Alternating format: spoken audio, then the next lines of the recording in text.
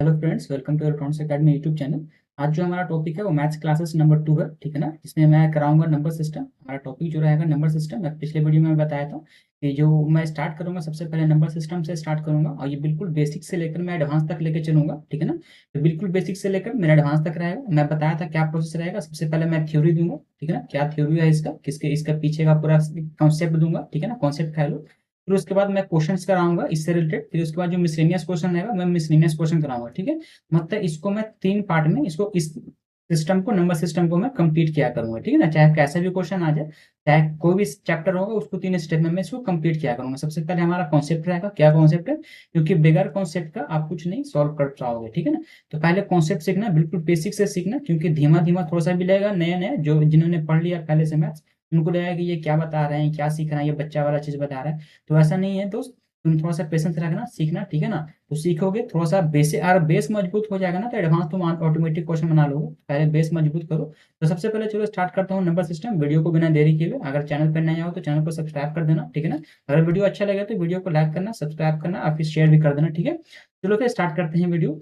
तो सबसे पहले मैं बात करूँ मैथ्स के बारे में। तो मैथ्स जो होता है, मैं इसमें नंबर सिस्टम में स्टार्ट कर रहा हूँ, ठीक है। तो कॉन्सेप्ट समझो कि नंबर को हम लोग रिप्रेजेंट करने के लिए, अगर मान लो कोई नंबर को अगर मुझे रिप्रेजेंट करना है अगर, तो रिप्रेजेंट करने के लिए मैं उसको एक संकेत दिया गया, एक मार्क दिया गया, एक हिंट दिया गया। वो हिंट होता है 0, 1, 2, 3 डॉट डॉट डॉट से लेकर 9 तक, ठीक है ना। 0 से लेकर 9 तक मुझे एक तरह का एक मार्क दिया गया है, जिसको नंबर कहा जाता है, ठीक है ना। रिप्रेजेंट करने के लिए एक मार्क दिया गया है। अब नंबर जो होता है, सबसे पहले 0, 1, 2, 3, 4, इसी को मिलाकर हम लोग चाहे जो भी चाहे उसको नंबर बना सकते हैं। जैसे कोई मुझे 10 बनाना होगा, एक जीरो को लेकर 10 बना देंगे। अगर मुझे 20 बनाना होगा तो 2 जीरो को लेकर। ये बिल्कुल बेसिक बात है, ठीक है ना। ये आप पहले से आप लोग जानते हो। अब इसके बाद अब मुझे बात करना है कि इसके बाद एक प्लेस वैल्यू होता है, ठीक है ना। प्लेस वैल्यू मैं ये बाईलैंग्वेज रहेगा, मतलब हिंदी इंग्लिश दोनों में रहेगा। तो प्लेस वैल्यू, जिसको हम लोग कहते हैं प्लेस वैल्यू, और इसका हिंदी मीनिंग होता है, हिंदी का होता है मतलब स्थानीय मान, ठीक है ना, स्थानीय मान। अगर हिंदी राइटिंग हमारा अच्छा नहीं बन पाया तो उसको आप एडजस्ट कर लेना, इसलिए मैं उसको बोल भी रहा हूँ, ओरल भी करा दे रहा हूँ, ठीक है, डिक्टेट करा दे रहा हूँ। उसको आप लिख देना, स्थानीय मान कहते हैं प्लेस वैल्यू। तो सपोज कर लो कोई एक नंबर लिखा है 2665, ठीक है ना। बोल देगा इसका प्लेस वैल्यू निकालो, ठीक है। तो एक प्लेस वैल्यू होता है और एक और होता है फेस वैल्यू। फेस वैल्यू, ठीक है ना। अब इस पे किस तरह के क्वेश्चन फ्रेम होता है मैं वो बताऊंगा। और फेस वैल्यू को हम लोग हिंदी में कहते हैं वास्तविक मान। वास्तविक मान, ठीक है ना। तो इस तरीके से है, वास्तविक मान एक होता है प्लेस वैल्यू एंड एक फेस वैल्यू, ठीक है। तो मान लो सपोज 2665, इसका भी एक फेस वैल्यू निकालो। तो इसका प्लेस वैल्यू जो होगा, सपोज कर लो कि मुझे निकालना है इस 2 का प्लेस वैल्यू, ठीक है ना। इस 2 का क्वेश्चन ने बोला कि 2 का प्लेस वैल्यू निकालो। तो 2 का प्लेस वैल्यू निकालने के लिए एक शॉर्टकट तरीके भी होता है, जो जहां पर 2 लिखा है उसको 2 लिख दो, ठीक है ना, 2 लिख देना। उसके बाद देखो left hand right hand side में देखो कितना डिजिट है, 1, 2, 3। दैट मीन्स 3 जीरो लाकर डाल देना। और ये जो है एक तरह का आप इस तरह से भी निकाल सकते हो, इकाई, दहाई, सैकड़ा, हजार, मतलब हजार पे प्लेस कर रहा है ना, तो कहने का मतलब 2 पे 1000 से मल्टीप्लाई कर देना तो 2000 ये हो जाएगा, ठीक है ना। इसको कहते हैं प्लेस वैल्यू। एक होता है फेस वैल्यू। फेस वैल्यू उसे कहते हैं, फेस वैल्यू अपना उसे कहते हैं। मान लो जैसे सपोज 2 का पूछा, 2 का फेस वैल्यू जो होगा, 2 मीन्स क्या दिख रहा है, फेस मतलब जो दिखना, दिख रहा है क्या, 2 दिख रहा है। तो ये क्वेश्चन, ये अपना आंसर हो गया 2, ठीक है ना। तो प्लेस वैल्यू किस तरीके से निकालते हैं, फेस वैल्यू किस तरीके से निकालते हैं। अब क्वेश्चन आता है किससे, क्या क्वेश्चन इस तरीके से पूछता है एग्जाम में? नहीं, क्वेश्चन ऐसा नहीं पूछा। क्वेश्चन पूछ देगा एग्जाम में, बोल देगा मान लो कोई एक नंबर दे रखा है 3946, बोल रहा है कि find the difference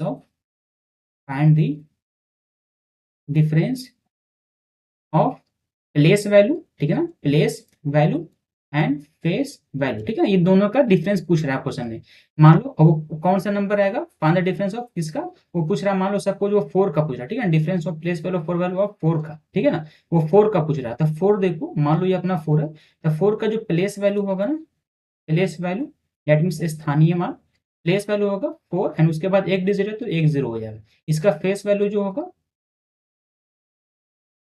face value जो है 4, वही 4 रहेगा, ठीक है ना। इन दोनों का डिफरेंस क्या होगा, तो डिफरेंस इज इक्वल टू, मैं बिल्कुल बेसिक से लिख रहा हूँ, तो difference equal to 40 - 4 that means 36, ठीक है ना। तो ये इसका डिफरेंस हो जाएगा, ओके ना। तो ये जो है कुछ इस तरीके से क्वेश्चन जो है फ्रेम करता है। और जो क्वेश्चन ऑब्जर्वर जो होता है, जो अपने एग्जाम सेट करता है, क्वेश्चन पैटर्न सेट करता है, कुछ इस तरीके से करेगा। वो डायरेक्टली क्वेश्चन नहीं पूछेगा, वो इनडायरेक्टली घुमा के बोल देगा कि प्लेस वैल्यू और फेस वैल्यू का डिफरेंस बताओ। मान लो यहीं पर अगर 2 का पूछ रहा होगा, प्लेस वैल्यू फेस वैल्यू का डिफरेंस, तो क्या डिफरेंस हो जाएगा, 2000 में से 2 घटाओगे तो 1998, ठीक है ना। तो इसका यहाँ पर ये डिफरेंस हो गया। तो इस तरीके से क्वेश्चन पैटर्न पूछता है। अब सेकंड पॉइंट मुझे बताना है कि सबसे पहले अब मैं स्टार्ट कर रहा हूँ बेसिक नंबर सिस्टम, ठीक है ना, नंबर सिस्टम। अगर आपको इसका पीडीएफ चाहिए, ये मैं करा रहा हूँ पीपीटी, इसका पीडीएफ चाहिए तो आप मुझे कमेंट सेक्शन में कमेंट करना, ठीक है ना। तो मैं इस पीडीएफ को डाल दूंगा, ठीक है ना। तो ये पूरा फुल्ली एक तरह का नोट्स है, आप अपना भी नोट्स इस तरीके से ही बनाना। तो सबसे पहला नंबर सिस्टम जो आता है, जिसको कहते हैं नेचुरल नंबर, ठीक है ना, नेचुरल नंबर, जिसको हिंदी में कहते हैं प्राकृतिक संख्या, प्राकृतिक संख्या, ओके ना। तो नेचुरल नंबर वैसा नंबर होता है, वैसा नंबर जो स्टार्टिंग होता है 1 से, जिसको डिनोट करते हैं n से, और वो स्टार्टिंग होगा 1 से लेकर 2 से लेकर 3 डॉट डॉट डॉट से लेकर इन्फिनिटी तक, ठीक है ना। तो वैसा नंबर जो 1 से स्टार्ट हो बाकी इन्फिनाइट तक जाए, तो उसको कहते हैं नेचुरल नंबर, ओके ना। सेकंड होता है अपना होल नंबर, होल नंबर, जिसको हिंदी में कहते हैं पूर्ण संख्या, पूर्ण संख्या, ओके ना। तो वैसा नंबर पूर्ण संख्या कैसा होता है, वैसा नंबर इसको डिनोट करते हैं डब्ल्यू से, और वैसा नंबर जो 0 से स्टार्ट हो, होल मतलब 0 से स्टार्ट हो, 0 1 2 3 डॉट डॉट डॉट इन्फिनाइट तक जाए, ठीक है ना, उसको कहते हैं होल नंबर। थर्ड जो होता है, तो आप कॉन्सेप्ट समझो, नेचुरल नंबर क्या होता है कि जो 1 से स्टार्ट हो, नेचुरल हो, ठीक है ना।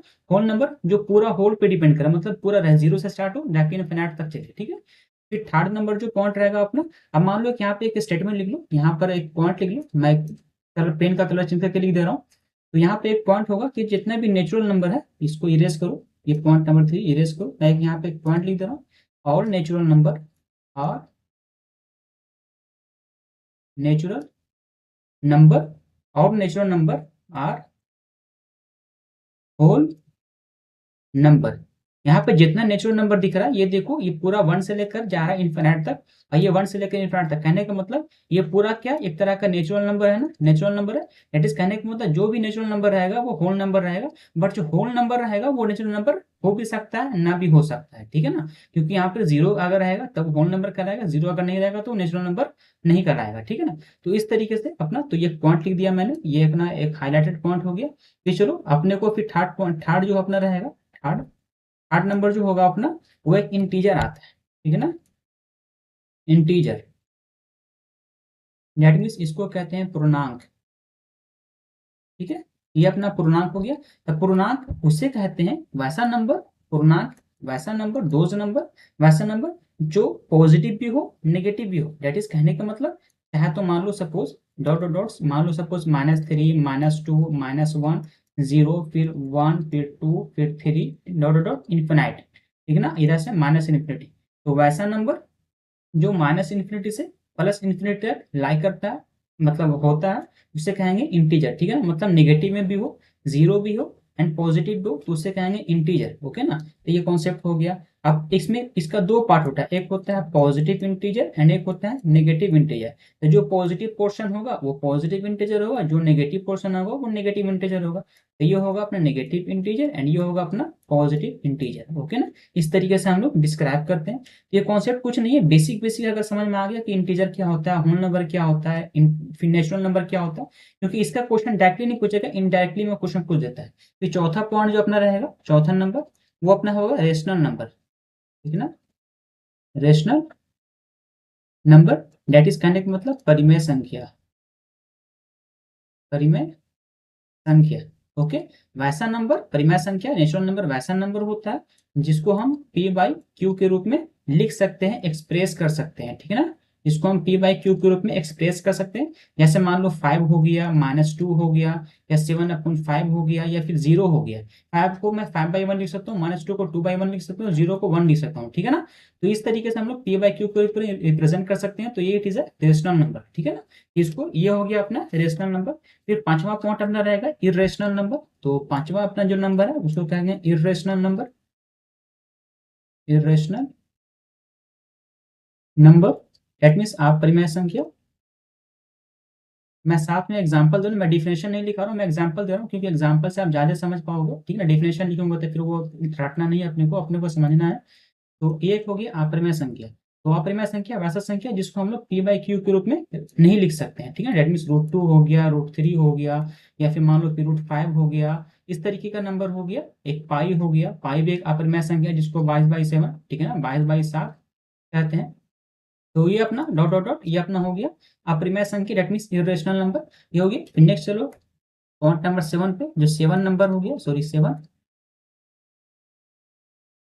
7 मैं इससे कहाँ से क्वेश्चन पूछेगा डायरेक्टली मैं वो बताऊंगा। तो पॉइंट नंबर 7 देखो, जो 7 रहेगा वो इवन नंबर होगा, ठीक है ना। इवन नंबर, दैट इज कहने का मतलब सम संख्या, ओके ना।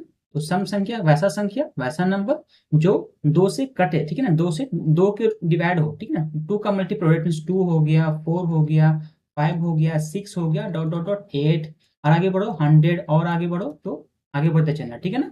तो वैसा नंबर जो दो का मल्टीपल हो, ठीक है, या दो से कटे वो नंबर, उसको कहते हैं इवन नंबर। फिर जैसे कि मान लो अब आप 8वां नंबर देखो, ठीक है ना। मैं एक यहाँ पे कॉन्सेप्ट यूज करूंगा, पहले 8वां नंबर देख लो क्या है। एक 8वां नंबर होता है ऑड नंबर, ऑड नंबर, ठीक है। इसको कहते हैं विषम संख्या, विषम संख्या। वैसा नंबर जो एक से कटे और अपने आप से कटे, ठीक है ना। वैसा नंबर जो एक से कटे और अपने आप से कटे, तो एक हो गया, 3 हो गया, या फिर दो से ना कटे 5 हो गया, 7 हो गया। दो से ना कटे वैसा ऑड नंबर होता है, ठीक है ना। 7 के बाद 9, फिर 11, आगे बढ़ते चलो, ठीक है ना। तो ये जो होता है वो ऑड नंबर होता है। अब एक और जो लास्ट में देखो 9, 9 में होता है प्राइम नंबर, ठीक है ना। 9 अपना हो गया prime number, prime number, that is कहने का मतलब अभाज्य, अभाज्य संख्या, ओके। अभाज्य संख्या, अभाज्य नंबर, प्राइम नंबर वैसा नंबर होता है जो एक से कटे और अपने आप से कटे, ठीक है ना। एक से कटेगा और अपने आप से कटेगा, इसमें होगा क्या, एक से और अपने आप से कहने का मतलब सबसे पहले 2 होगा, उसके बाद 3 होगा, उसके बाद 5, उसके बाद 7, आगे बढ़ते चलेगा। 9 नहीं होगा, 7 के बाद हो जाएगा आपके पास, 7 के बाद आता है जो अपने आप से कटेगा 11, फिर 13 होगा, ठीक है ना, और आगे बढ़ेगा। तो अब आपको डाउट होगा sir odd number and prime number में क्या डिफरेंस हुआ। तो ऑड नंबर वैसा होगा दोस्त जो अपने आप, जो मान लो कि जो दो से नहीं कट रहा है, ठीक है ना, जो दो से नहीं कट रहा है उसको कहेंगे ऑड नंबर, ओके ना। जैसे यहाँ पर देखो 9 भी है, ये दो से नहीं कट रहा है ना। लेकिन प्राइम नंबर वैसा नंबर होता है जो एक से डिवाइड होगा एंड वो अपने आप से डिवाइड होगा। जैसे इसका डिवाइड क्या, इसका गुणनखंड निकालोगे, इसका क्या होगा, इसका जो गुणनखंड निकालोगे, फैक्टर निकालोगे, तो चाहे तो ये एक से कटेगा, चाहे तो ये अपने आप दो से कटेगा, ठीक है ना। मान लो सपोज अगर 5 का निकालोगे तो 1 से कटेगा, ये खुद एक 5 से भी कटेगा, ठीक है। इसके अलावा तो किसी से ये कटने वाला नहीं है और डिवाइड नहीं होने वाला। तो वैसा नंबर को हम लोग प्राइम नंबर कहते हैं, ठीक है ना। नेक्स्ट चलो पॉइंट नंबर 10। पॉइंट नंबर 10 एक होता है को प्राइम, एंड लास्ट ये पॉइंट है को प्राइम, ठीक है ना। जिसको कहते हैं सह अभाज्य, सह अभाज्य वैसा नंबर, वैसा नंबर, ये जो सह अभाज्य है वैसा दो नंबर, क्योंकि को प्राइम बोला तो वैसा दो नंबर जिसका कॉमन एचसीएफ फैक्टर होना, कॉमन एचसीएफ जो हो वो 1 हो। जैसे 9 एंड 2, ठीक है ना, या फिर जैसे 2 एंड 7, या फिर जैसे 11 एंड 15। तो मैं बता दूं को प्राइम होता क्या, को प्राइम वैसा नंबर जिसका उन दोनों का एचसीएफ 1 हो, उसके अलावा कोई नहीं हो, इन दोनों का एचसीएफ 1 हो, ठीक है ना, कॉमन एचसीएफ। इन दोनों का एचसीएफ 1 होगा, HCF is highest common factor, ठीक है ना। यानी ये सिर्फ एक से ही कटेगा और किसी से नहीं कटने वाला। इसका कॉमन फैक्टर क्या होगा, ये 1 हो।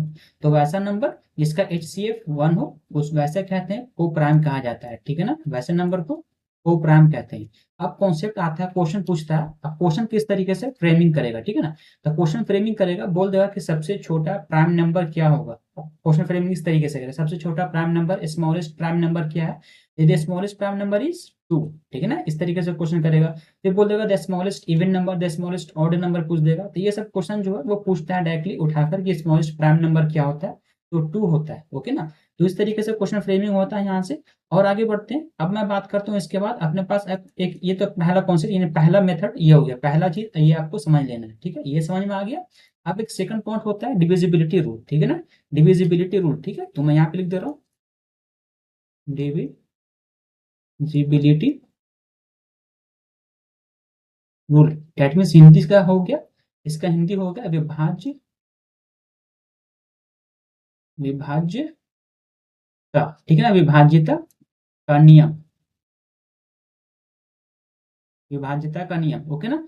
ये डिविजिबिलिटी रूल हो गया इस तरीके से। अब होता क्या है कि डिविजिबिलिटी रूल कहने का मतलब कौन सा नंबर 2 से कटेगा, 3 से कटेगा, 4 से कटेगा, तो ये आपको देखते ही पहचान जाना है, क्योंकि आप वहां पे कैलकुलेट करके काटोगे नहीं, डिवाइड नहीं करोगे, तो आपको उसका एक रूल आता है, ठीक है ना। तो मान लो सबसे पहले मैं रूल लिखता हूँ कि डिविजिबिलिटी बाई, डिविजिबिलिटी बिलिटी बाई, या फिर डिविजिबल बाई 2 कह दो, कुछ भी कह लो। 2 से कटेगा, 2 से कटने वाला नंबर कौन सा होगा, तो 2 से वैसा नंबर कटेगा जिसके लास्ट में, जिसका इकाई अंक, जिसका यूनिट डिजिट जो हो वो 2 हो, चाहे तो 4 हो, चाहे तो 6 हो, चाहे तो 8 या फिर 0 हो, ठीक है ना। तो वैसा नंबर जिसका यूनिट डिजिट 2, 4, 6, 8 एंड 0 रहेगा, तो वो 2 से डिविजिबल होगा, कट जाएगा, डिवाइड हो जाएगा। जैसे एग्जाम्पल मैं लिखूं 44, ठीक है ना, एग्जाम्पल ले लिया 100, एग्जाम्पल ले लिया 520, कुछ भी ले लो, ठीक है ना, या फिर 4234। तो देखो यूनिट डिजिट क्या कहलाता है, यूनिट डिजिट जो अपना होता है वो यूनिट डिजिट ये वाला है, इसमें यूनिट डिजिट ये हो गया, यानी इकाई अंक ये हो गया, ये इकाई अंक हो गया, ठीक है ना। ये देखो 4 है, 0 है, ये अपना 0 है एंड ये अपना 4 है, ये सब जितना भी है ये जो है वो अपना 2 से कटने वाला कह दो, या फिर 24680 है, ठीक है ना। तो मतलब कि टोटल नंबर जो है वो डिविजिबल होगा अपना 2 से, ठीक है ना। तो ये डिविजिबिलिटी ऑफ रूल होता है 2 का। अब सेकंड पॉइंट पे चलते हैं, divisibility rule, divisibility rule by 3, ठीक है ना। थ्री का क्या रूल है, तो कुछ नहीं है, थ्री में क्या होता है कि जितना भी डिजिट दे रखा है ना, जितना भी डिजिट दे रखा है, sum of the digit, sum of digit जो होगा वो डिविजिबल होगा, इज डिविजिबल, डिविजिबल, वह डिविजिबल होगा बाय 3, ठीक है ना। जितना भी डिजिट दे रखा वो उन सबको सम करोगे, तो जो उसको डिवाइड दोगे, अगर वो 3 से कट जा रहा तो वो 3 से पूरा होल नंबर डिवाइड हो जाएगा। जैसे एग्जांपल लेता हूँ, एग्जांपल लिया 1338, अब मुझे नहीं पता ये कि 3 से कटेगा कि नहीं कटेगा, तो करना क्या है रूल, सबसे पहले जितने भी डिजिट है सबको ऐड करो, तो 1 + 3 + 3 + 8। अभी सबको ऐसे लिख के आप नहीं बनाओगे, अभी आप तो बेसिक स्टार्टिंग है इसलिए आप लिख रहे हो, वरना आप डायरेक्टली यहाँ पे माइंड में कैलकुलेट करते हो, 1 और 3 4, 4 3 7, 7 और 8 15, है ना, इस तरीके से कैलकुलेट होता है। ये 15 हो गया। 15 जो होता है वो 3 से डिविजिबल होता है, ठीक है ना, डिविजिबल बाई 3, ये 3 से डिवाइड हो जाता है, 5 3 से 15 होता है ना, तो 15 3 से डिविजिबल है, कहने का मतलब ये पूरा होल नंबर जो है वो 3 से डिवाइड कर जाएगा, ठीक है ना, 3 से ये डिवाइड हो जाएगा।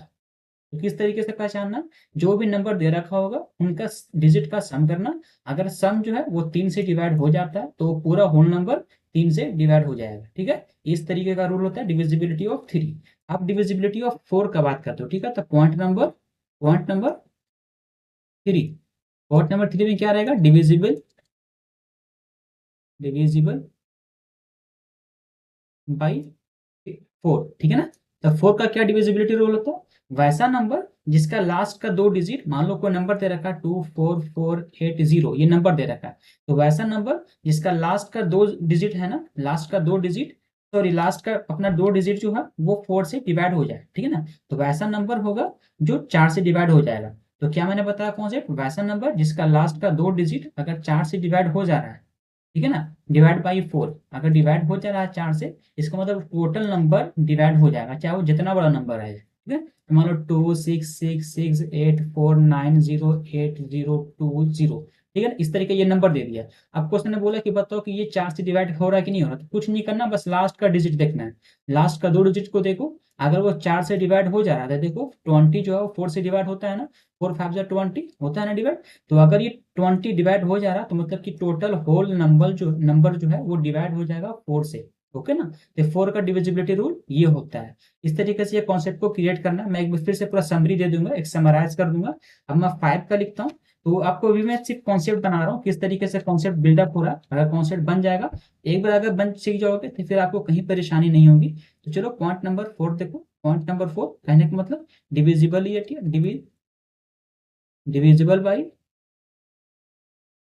5, ठीक है ना। 5 से डिवाइड होने का रूल क्या है, तो 5 से डिवाइड होने का रूल क्या है कि जो लास्ट का डिजिट होता है ना, जिसको यूनिट डिजिट कहते हैं, वो चाहे तो 5 हो या फिर 0 हो, तो अगर 5 या 0 होता है तो वो पूरा नंबर 5 से डिवाइड हो जाएगा, चाहे वो 120 ले लो या 155, ठीक है ना, 6 0 ले लो या फिर 1 5 5 6 5 3 5 कुछ भी नंबर ले लो। अगर लास्ट नंबर जो अपना है, लास्ट नंबर देखो यहाँ पर 0 है, लास्ट नंबर यहाँ पे 0 है, लास्ट नंबर यहाँ 5 है, ठीक है ना। तो कहने का मतलब ये पूरा नंबर जो है वो 5 से डिवाइड हो जाएगा, ठीक है। तो ये 5 का डिविजिबिलिटी रूल हो गया।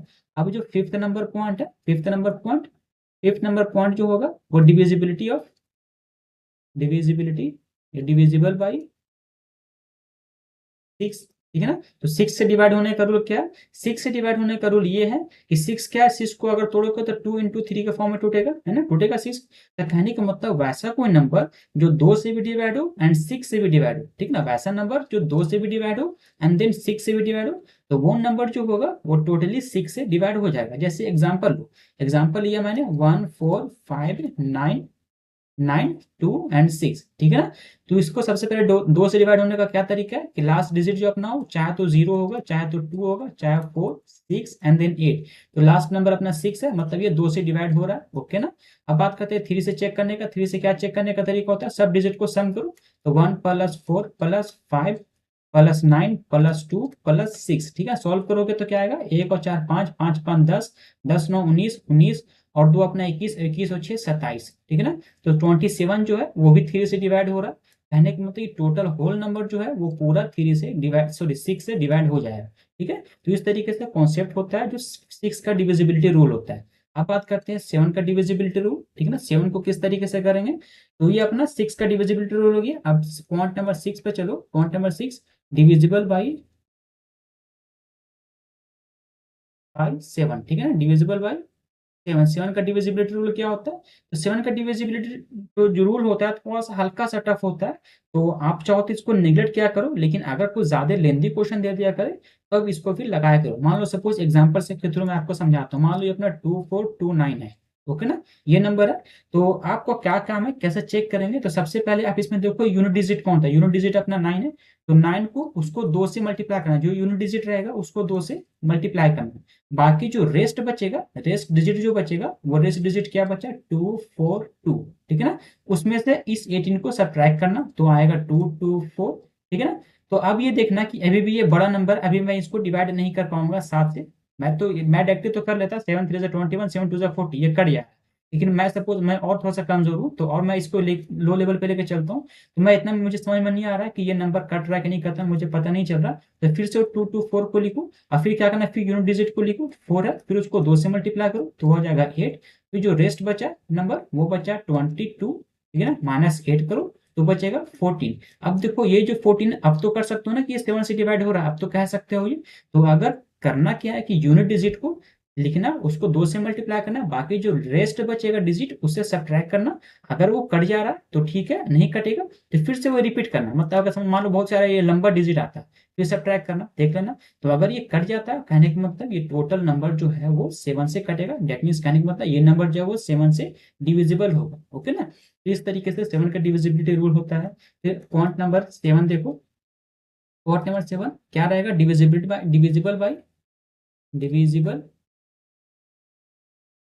बाई 8, ठीक है ना। 8 से डिविजिबिलिटी का क्या रूल होता है, तो 8 से डिविजिबिलिटी का रूल क्या होता है, जैसे 4 का आपने देखा, 4 में क्या था, मान लो सपोज मैंने 3 2 1 0 0 0 ले लिया, ठीक है ना, या फिर 6 4 1 5 1 2 इस तरीके से ले लिया। तो क्या था, 4 में क्या था कि लास्ट का 2 डिजिट कटना चाहिए 4 से। इसमें क्या है कि लास्ट का 3 डिजिट कटना चाहिए 4 से, सॉरी 8 से। और लास्ट का 3 डिजिट अगर 8 से कट जा रहा, अगर डिवाइड हो जा रहा, तो कहने का मतलब टोटल नंबर जो है वो पूरा डिवाइड हो जाएगा, ओके ना। जैसे मैं एग्जांपल ले लूँ, और एग्जांपल लूँ, जैसे हम एग्जांपल 6 6 6 8 9 4 2 4 2 4, ठीक है ना। मैं ये एग्जांपल लिया, अब मुझे पता नहीं चल रहा कि इतना बड़ा नंबर है, अब ये एक मोबाइल नंबर की तरह हो गया। अब ये 8 से कट रहा है नहीं कट रहा है मुझे नहीं पता चल रहा। बस लास्ट का 3 डिजिट देखो कि ये 8 से कट रहा है कि नहीं कट रहा।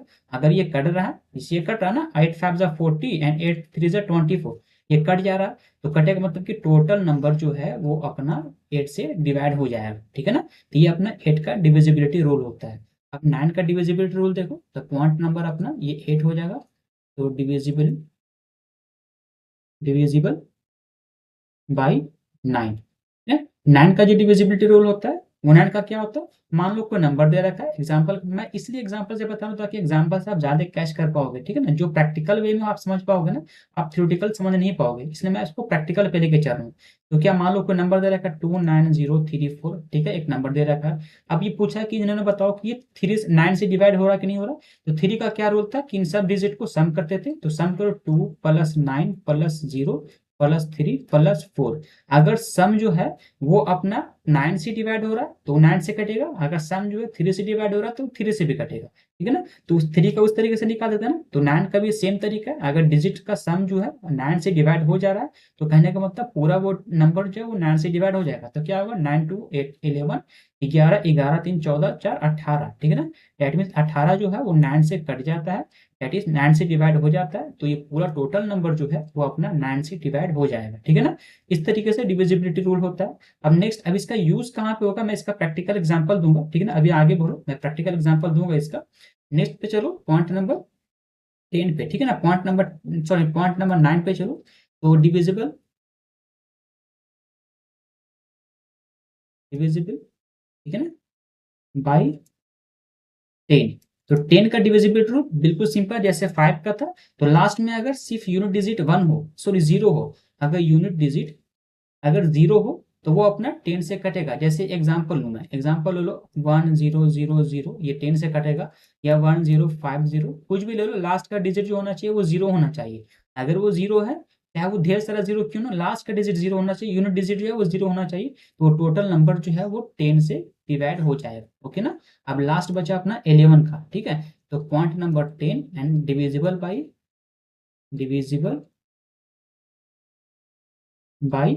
11, ठीक है ना। तो 11 का डिविजिबल थोड़ा सा टफ है, जैसे 7 का आपने पढ़ा, 7 का थोड़ा सा टफ पड़ता है, तो 11 का भी उस तरीके से थोड़ा सा कैलकुलेटिव होता है, लेकिन इस सबको यूज में आता है कब, जब बहुत ज्यादा लंबा क्वेश्चन दे देगा ना, तो यहाँ पर उसका एक प्रैक्टिकल एग्जाम्पल वो आ जाएगा, ठीक है ना। जैसे 11 का डिविजिबल, मान लो कोई नंबर दे रखा है इन्होंने, मान लो पहला नंबर दे रखा है 7 1 2 7 3 6 2, ये एक नंबर दे रखा है 7 1 2 7 3 6 2, ठीक है, ये नंबर दे रखा है। तो इसने बोला कि ये बताओ कि 11 से कट रहा है कि नहीं कट रहा। तो 11 से डिविजिबिलिटी चेक करने का पहला मेथड ये होता है कि एक ऑड एंड इवन पे चलो, ठीक है ना। मान लो सपोज एक एक स्टेप छोड़ के चल, पहला नंबर मान लो मैंने इसको ले लिया, तो सेकंड नंबर इसको ले लो, थर्ड ये ले लो, एक छोड़ के लेना, ठीक है ना। फिर नेक्स्ट वाला जो रहेगा, नेक्स्ट अपना एक ये रहेगा, एक ये हो गया एंड एक ये हो गया। तो पहला क्या हो गया, 7 को ऐड करो +2 हो गया, ठीक है ना, +2 +3 एंड प्लस फिर 2, ठीक है ना। तो इस तरह इसको ऐड करो तो क्या आएगा, 7 2 9, 9 3 12 2 14, ओके ना, 14 आ गया। फिर इस वाले को ऐड करो, इस वाले को ऐड करो 1 +7, ठीक है ना, +7 +6 हो जाएगा, +6 क्या आएगा, 9 7 सॉरी 7 1 8 6 14, 14 आ रहा। तो अब जो रूल क्या कहता है, रूल कहता है कि मान लो दोनों आपने एक एक स्टेप छोड़ के नंबर को, डिजिट्स को जोड़ा, जोड़ने के बाद दोनों को सब्ट्रैक्ट करो, ठीक है ना। सब्ट्रैक्ट करने पे चाहे तो वो 0 आए, चाहे तो मल्टीपल ऑफ 14 आए, सॉरी मल्टीपल ऑफ 11 आए, तो चाहे तो वो जोड़ने पर मल्टीपल ऑफ 11 आए, ठीक है ना। तो चाहे तो मैं इन दोनों को सब्ट्रैक्ट करूं, तो वो चाहे तो वो 0 हो जाए, या फिर वो मल्टीपल ऑफ 11 हो जाए, या फिर मान लो 11 होगा या 22 हो जाएगा या 33 हो जाएगा घटाने पर। तो वैसा नंबर अगर ऐसा होता है 0 हो जाएगा या फिर मल्टीपल ऑफ 11 रहेगा, तो कहने का मतलब टोटल जो नंबर है वो 11 से डिवाइड हो जाएगा, ठीक है ना। तो ये लास्ट है डिविजिबिलिटी रूल आपका 11 का ये लास्ट रूल था, यहाँ तक आपका समाप्त होता है ये पूरा रूल। तो अगर ये रूल समझ में आ जाए तो आप जो मैं आगे क्वेश्चन बताऊंगा उस क्वेश्चन पे आपको समझ में आ जाए किस तरीके से क्या हो रहा है, ठीक है ना। तो ये अपना रूल था किस तरीके से डिविजिबल होता है। तो अब क्वेश्चन का फ्रेमिंग क्या होता है, क्वेश्चन इस तरीके से फ्रेम नहीं करेगा, बोलेगा कि ये 7 से कट रहा नहीं करता डिवाइड हो रहा है, ये बोलेगा 11 से डिवाइड हो रहा है नहीं, ऐसा क्वेश्चन नहीं पूछेगा। क्वेश्चन का देखो क्या फ्रेमिंग होता है। तो एग्जाम्पल देखो, क्वेश्चन बोल रहा है कि क्वेश्चन एक दे रखा 1x 5x 0 1, ठीक है ना। क्वेश्चन बोल रहा है कि आप फाइंड आउट करो, ये बोल रहा है कि इट इज डिविजिबल बाई, यह डिविजिबल है बाई 11, ये जो है 11 से डिवाइड हो रहा है, ओके ना। तो क्वेश्चन बोल रहा है कि फाइंड ऑफ एक्स, तो एक्स का value find of x, x का वैल्यू फाइंड करो अगर ये 11 से डिविजिबल है तो। क्वेश्चन ने यही बोला, ठीक है ना। तो अगर ये डिविजिबल है तो एक्स का वैल्यू फाइंड आउट करो, तो किस तरीके से फाइंड करेंगे, तो अगर मुझे 11 का डिविजिबिलिटी रूल पता होगा तब तो 11 का डिविजिबिलिटी रूल क्या होता है कि सबसे पहले पहला स्टेप, सेकंड स्टेप, यानी एक को छोड़कर नंबर को जोड़ा करो, तो 1 + 5 प्लस 0 इज इक्वल टू क्या आ रहा है 6 आ रहा। फिर नेक्स्ट वाला जोड़ो कि क्या आएगा x plus 1 is equal to क्या होगा 2x प्लस 1। ठीक है ना, तो ये आया, एक ये हो गया एंड एक ये हो गया, यानी दोनों को मैंने ऐड किया तो ये हो गया। अब ये आपको फास्ट करना है, ये आपको भी मैं बहुत स्लो स्लो बता रहा हूँ, बहुत ही आपको स्लो, मैं बेसिक बता रहा हूँ, ठीक है ना। मैं इसको फास्ट देखते के साथ आंसर बताने के लिए बताऊंगा, किस तरीके से देखते के साथ इसका आंसर बता दोगे। तो ये हो गया। आपको क्या रूल क्या कहता है कि इन दोनों को सब्ट्रैक्ट करो, तो चाहे तो वो 0 हो या फिर वो 11 का मल्टीपल में हो, ठीक है ना, चाहे वो 0 हो या फिर 11 का मल्टीपल में हो, फिर सब्ट्रैक्ट करो तो 2x प्लस 1 माइनस 6। तो आप कोशिश करना कि 0 ना लेकर 11 का मल्टीपल में 11 ले लो, या फिर 22 ले लो, या फिर 33 ले लो, कुछ ले लो। तो मैं 11 लिया, बेसिक वाला वर्ड 11 लिया। तो यहाँ से जब x का वैल्यू सॉल्व करोगे तो क्या होगा 11, ये जाएगा 6 उधर तो प्लस 6 हो जाएगा। एंड ये 2 जो था, ये 2x अभी यहाँ पर रहने दो, अभी बेसिक आप सीख रहे हो। तो 2x हटाओगे, x इधर हो जाएगा 11 और 6 17 हो गया, और ये 2 चला जाएगा नीचे, ठीक है ना। दैट इज कहने का मतलब x का वैल्यू जो आ गया वो अप्रॉक्स, यहाँ पे कुछ गलती हुआ क्या, 11 प्लस 6 है ना, 11 प्लस ये 5 होगा जी, 1 मिनट, ये कुछ यहाँ पे गलती मिस्टेक हुआ। यहाँ पे देखो ये एक 1 छूट गया था, ये जो 1 है ना, ये 1 छूटा, तो 1 वहां पे लेके चलो तो -1 होगा, ठीक है। दैट मीन्स ये अपना 16 हो जाएगा, तो 16 होगा, दैट मीन्स ये 8 हो गया, यानी x का वैल्यू देखो अपने पास 8 आ गया, ठीक है ना। तो x का वैल्यू अपना 8 हो गया। इस तरीके से हम लोग इसको सॉल्व करते हैं। तो देखो यहाँ पे x का वैल्यू अपना 8, मतलब इस जगह पे अपना क्या रहेगा 8 रहेगा, एंड यहाँ पर भी 8 रहेगा। तो अगर 8 होगा तो ये पूरा नंबर जो है वो 11 से डिविजिबल हो जाएगा। तो इस तरीके से हम लोग फाइंड आउट कर सकते हैं। जैसे मैं एक एग्जांपल और लिख कर देखा हूँ, तो एग्जांपल मैं लिखता हूँ, पूछ रहा है कि मान लो कि 2 3 4 x, ठीक है ना, 6 6 हो गया। अब क्वेश्चन ने बोला कि ये जो है वो डिविजिबल है, ठीक है ना, ये जो है वो डिविजिबल है 9 से, ठीक है ना। अगर ये 9 से डिविजिबल है, मान लो ये डिविजिबल बाय 9 है, तो बताओ कि x का वैल्यू क्या होगा। तो अगर 9 से डिविजिबल है तो क्या होगा, तो इन सबको सम करोगे, डिजिट्स को सम करोगे तो 2 plus 3 plus 4 plus x plus 6, ठीक है ना। सॉल्व करो तो क्या आएगा, वो 9 से डिविजिबल होना चाहिए, तो 2 3 5 5 4 9 9 6 15, ठीक है ना, प्लस ऑफ x। अब देखो 9 का टेबल पढ़ो, तो 50 में x क्या जोड़ो कि 9 का टेबल के अंदर में आ जाए। तो 9 1 9, 9 2 18, तो 18 जो है वो अप्रॉक्स लगभग यहाँ पे आ रहा, मतलब x का वैल्यू अगर मैं 3 डालूंगा तो 15 प्लस 3 18 हो जाएगा। तो वहाँ वो 9 से कट जाएगा, कहने का मतलब अगर x का वैल्यू 3 होगा ना, तो वो टोटल डिजिट जो है, टोटल नंबर जो है वो 9 से कटेगा, ठीक है ना। तो इस तरीके से हम लोग और इसको शॉर्ट में बना सकते हैं। तो अब मैं देखा मैंने कैसे लगाया, एक्सेप्शन से मैंने लगाया। एक एग्जाम्पल और लो, ठीक है ना, एग्जाम्पल के थ्रू मैं समझाना चाह रहा हूँ आपको। मान लो 2 1 4 6 x, ठीक है ना, ये नंबर दे रखा है इन्होंने। अब बोल रहा है कि ये जो डिविजिबल है वो 3 से डिविजिबल है। तो क्या होता है 3 से डिविजिबल का रूल क्या होता है कि सब डिजिट को सम करो, that means 2 plus 1 plus 4 plus 6 plus of x, ठीक है, सॉल्व करो। 2 और 1 3, 3 और 4 7, 7 और 6 13, ठीक है ना, 30 प्लस एक्स। अब 3 का टेबल पढ़ो, अब कहाँ पे चलना, 13 के बाद चलना, तो 3 5 जा 50 होता है ना 50। दैट मीन्स 13 में क्या जोड़ेंगे 15 हो जाए, तो 13 में अगर 2 जोड़ेंगे तो 15 हो जाएगा। That means x is equal to 2 रहेगा अपने पास, ठीक है। तो ऑप्शन हमारा x का वैल्यू क्या हो जाएगा 2 हो जाएगा। तो इस तरीके से हम लोग क्वेश्चन पूछता है, वहां पे हम लोग x का वैल्यू फाइंड आउट करते हैं। तो इसी तरीके से क्वेश्चन फ्रेमिंग किया जाता है। तो ये अपना क्वेश्चन, ये पूरा पहला टाइप का क्वेश्चन कंप्लीट हुआ, ठीक है ना। फिर अपना चलते हैं सेकंड टाइप का क्वेश्चन, किस तरीके से क्वेश्चन पूछेगा।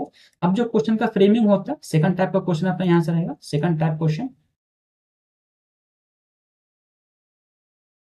क्वेश्चन रहेगा, ठीक है ना। अब वो क्वेश्चन कैसा क्वेश्चन होगा, क्वेश्चन बोल देगा कि मान लो कोई एक नंबर दे रखा है 764 इंटू 218 मल्टीप्लाई 437 मल्टीप्लाई 513।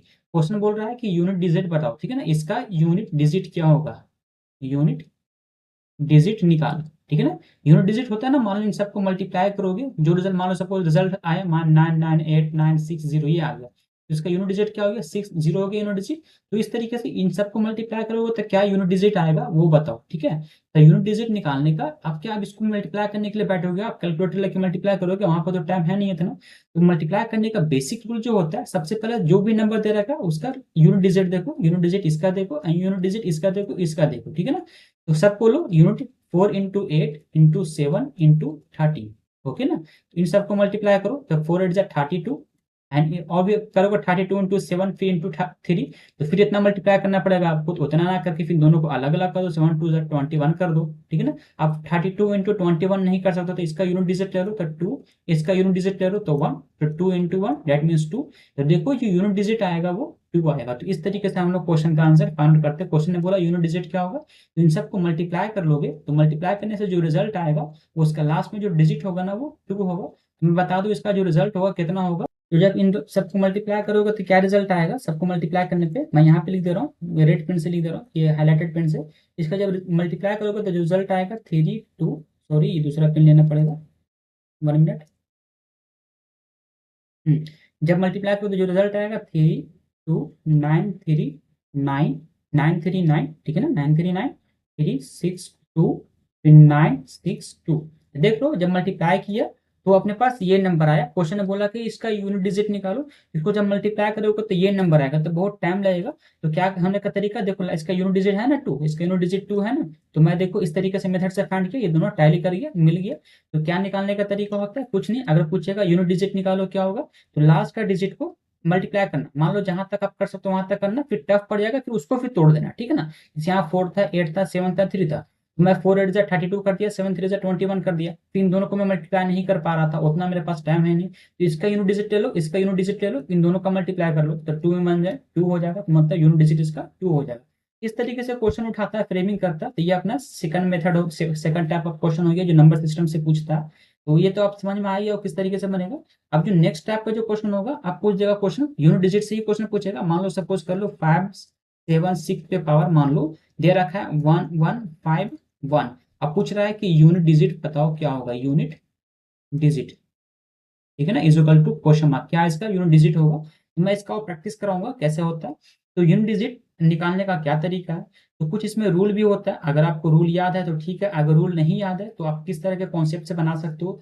तो मैं पहले रूल बता देता हूँ, उसके बाद मैं कॉन्सेप्ट बताऊंगा क्या कॉन्सेप्ट होता है, ठीक है ना। तो रूल जो होता है, पहला रूल जो होता है, रूल नंबर 1, यहाँ पे ऐसा रूल यहाँ पे यूज हुआ इसलिए मैं इसको रूल बता रहा हूँ। अगर यूनिट डिजिट में यूनिट डिजिट में अगर 0 होगा, 6 होगा, 5 होगा एंड देन 6 होगा, तो जो रिजल्ट होता है उन सब का जो रिजल्ट होगा वो सेम ही रिजल्ट हो जाएगा, 0 ही होगा यूनिट डिजिट में आएगा, 6 ही आएगा, 5 ही आएगा एंड फिर 1, अगर 1 होता है तो सॉरी 1 रहेगा तो अब वो 6 ही रहेगा, ठीक है ना। तो कहने का मतलब ये होगा, ये अपने पास नंबर है ना, ये नंबर है जिसका यूनिट डिजिट 6 है। तो 6 है कहने का मतलब इसका जो यूनिट डिजिट होगा वो 6 ही होगा। जिससे मान लो सपोज 6 को मल्टीप्लाई करो 6 से, 6 इज 36, तो 6 से करो तो 6 6 36 ही आएगा, यूनिट डिजिट 36 दैट मीन 6 ही आएगा।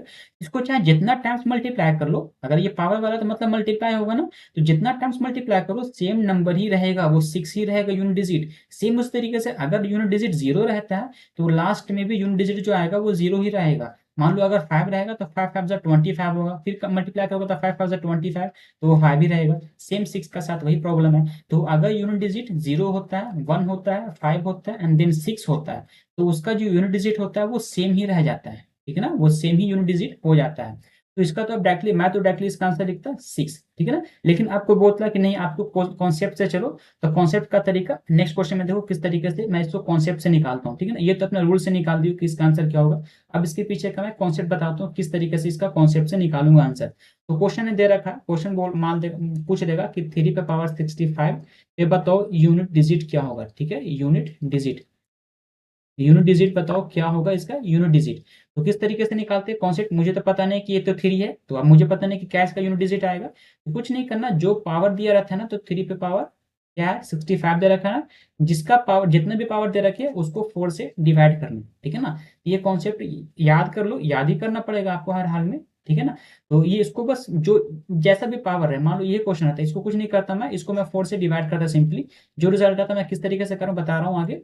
तो ये अपना 4 से डिवाइड करो, तो 4 का टेबल पढ़ो, तो आपका 4 का जब टेबल पढ़ोगे तो 16 चौके 64 यानी 64 आता है ना, 16 इंटू 4 करोगे तो 64 आता है। दैट मीन्स यहाँ पे अपने पास कितना है 65 है, तो एक जो है वो रिमाइंडर बच जा रहा है ना, एक रिमाइंडर बच जा रहा है, कहने का मतलब एक रिमाइंडर बच जा रहा है, दैट मीन्स कहने का मतलब 3 पे पावर 1 होगा, ओके ना।